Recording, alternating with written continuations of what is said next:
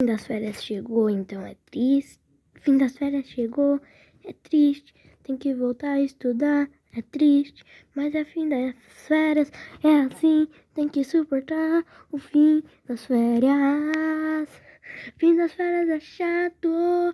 Ninguém quer ficar, ninguém quer mais voltar.